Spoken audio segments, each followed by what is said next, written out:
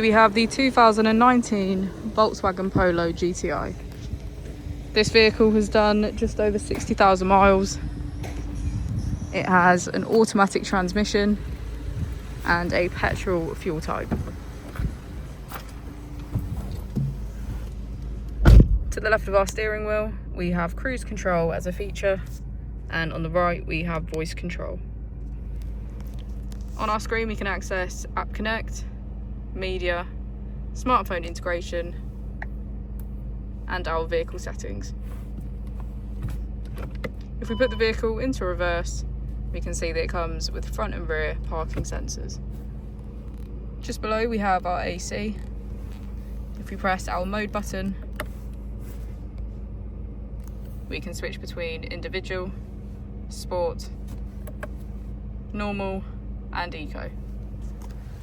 As we go into the back of the vehicle, we can see that it has a full cloth interior.